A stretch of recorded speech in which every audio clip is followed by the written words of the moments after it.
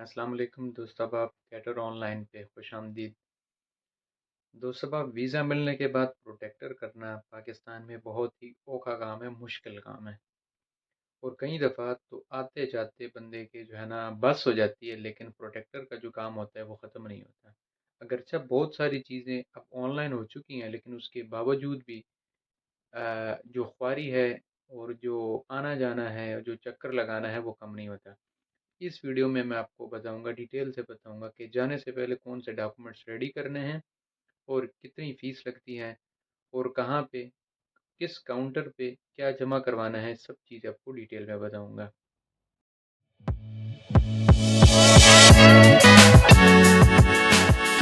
तो सब आप पहले तो ये समझ लें कि प्रोटेक्टर की कितनी किस्में हैं।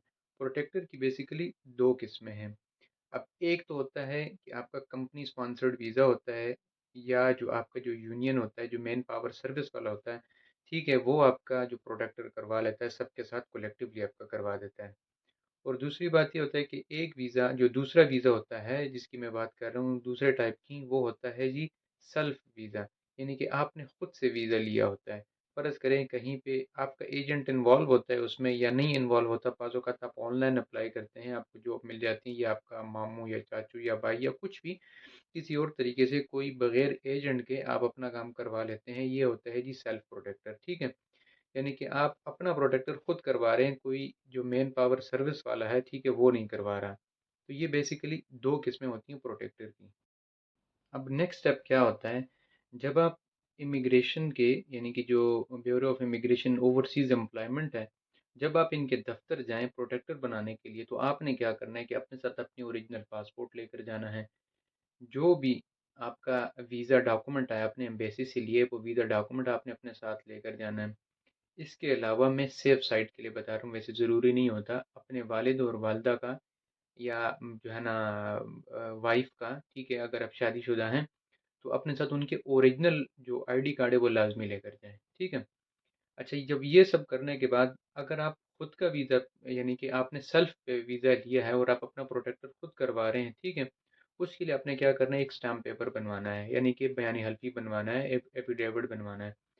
उस पे आपने क्या लिखना है कि हाँ जी, ये सारा काम मैंने खुद किया है, किसी एजेंट के थ्रू नहीं किया, मैंने किसी को कोई पैसा नहीं दिया, ये मेरा नाम है, ठीक है। अगर आप चाहते हो तो मैं जो है ना इसका जो वर्डिंग है, आप कमेंट कर दें, मैं उसकी वर्डिंग भी आपको जो है ना कर दूंगा, वहाँ पे पेस्ट कर दूंगा, कोई मसला नहीं है, ठीक है। कि जी ये सारा काम मैंने खुद किया है, ये मेरा नाम है, ये मेरा शनाख्ती कार्ड नंबर है, मैं यहाँ का मुस्तकिल रहायशी हूँ, जो भी आपका पता होगा, वो सारा कुछ लिखने के बाद आपने स्टाम्प पेपर पे लिखना, अपने साइन करने कि हाँ जी मैं हर चीज़ का मैं खुद ज़िम्मेदार हूँ। यानी कि जो ओवरसीज़ जो एम्प्लॉयमेंट है, ठीक है, ये जो ब्यूरो ऑफ इमिग्रेशन है, ये ज़िम्मेदार नहीं है मेरे किसी भी कॉल फेल का, ठीक है। क्योंकि बाद में लोग ना क्लेम करते हैं, फिर एम्बेसीज जाते हैं कि जी फलाने ने गलत बयानी की, और फिर इवन कि मुल्क की बदनामी होती है कि जी क्यों आप लोगों ने इस बंदे का प्रोटेक्टर किया। अच्छा, अब जब बारी आती है जी ये सारा काम आपने कर लिया, तो आपने क्या करना है, सबसे पहले तो क्यू में खड़ा होना है, अपने पासपोर्ट को हाथ में पकड़ना है, ठीक है, सारे डॉक्यूमेंट्स आपने अपने साथ कंपाइल करने हैं, ठीक है। तो एक जो है ना जो फाइल कवर मिलते हैं उसमें लगा के आपने क्यू में खड़ा होना है। क्यू में खड़े होने के बाद आपने जाना है पहले काउंटर पे। पहले काउंटर पे आपके पासपोर्ट की और आपकी जो वीज़ा कापी है उसकी चेकिंग होगी, और वहाँ पे भी जो ऑफिसर अपॉइंट होगा वो आपसे पूछेगा कि भाई वीज़ा खुद लिया ना, किसी को पैसे तो नहीं दिए, कोई फ्रॉड तो नहीं है कि, या फलान टीम किसी को कोई रिश्वत दे दिला के एम्बेसी में या बाहर किसी बंदे को। तो आपने जो है ना जो भी आपकी स्टेटमेंट होगी कि हाँ जी नहीं लिया, खुद कर रहा हूँ, हर चीज़ का मैं ज़िम्मेदार हूँ। उसके बाद वो आपको भेजेगा टोकन वाले के पास, ठीक है। वहाँ पे आपको एक टोकन दिया जाएगा, ठीक है। उस टोकन के बाद आपने इंतज़ार करना है, जब आपकी बारी आएगी तो तब आपने अपने सारे डॉक्यूमेंट्स वहाँ पे जमा करवाने हैं। डॉक्यूमेंट्स जो जमा होते हैं उसमें आपका एक बयानी हल्फी होता है, ठीक है, आपका ओरिजिनल आईडी कार्ड होता है, कॉपी भी सेफ साइड के लिए करवा लें, ठीक है, और पासपोर्ट होता है सेफ साइड के लिए, उसकी भी एक कॉपी करवा लें, ठीक है। तो ये सारी चीज़ें आपसे लेके आपको वेट करने का कह दिया जाता है। बाद में कुछ टाइम बाद जो है ना, घंटा 2 घंटा 3 घंटे, ये सारा काम 1 दिन में हो जाता है। लिहाज़ा इस चीज़ की कोई परेशानी की जो है ना ज़रूरत नहीं है कि आप कहें कि ओहो जी ये तो बड़ा टाइम लग जाएगा, क्या करूँगा, आऊँगा जाऊँगा 2-3 दिन।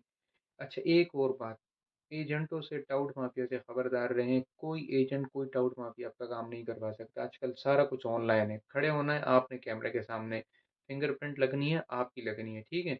तो जब आपको मिल जाएगा टोकन, मिल जाएगा टोकन, मिलने के बाद जब आप डॉक्यूमेंट सबमिट करवाएंगे, सबमिट करवाने के बाद फिर वो आपको कुछ देर वेट के लिए कहते हैं, फिर आपको एक नया टोकन देते हैं।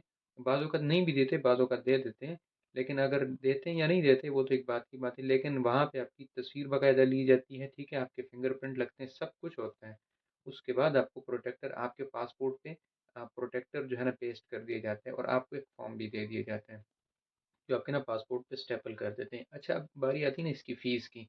जब आपको टोकन दे देंगे ना तो इसके दरमियान फ़ीस आती है। फ़ीस कितनी होती है? तकरीबन ₹4700 टोटल फ़ीस है। इसमें जो 2500 है वो डायरेक्टर की है, जो ब्यूरो ऑफ इमिग्रेशन का होता है ओवरसीज़ एम्प्लॉयमेंट का। सिर्फ़ ₹200 फ़ीस है, जो उनकी ओवरसीज़ एम्प्लॉयमेंट की जो प्रमोशन की फ़ीस होती है वो सिर्फ़ 200 होती हैं। और जो बाकी के पैसे होते हैं यानी कि 2700 में से और 4700 में तकरीबन ₹2000 ये जो है ना स्टेट लाइफ़ की इंश्योरेंस प्रीमियम होती है। एक बात लाज़मी याद रखें, प्रोटेक्टर का बहुत बड़ा फ़ायदा है।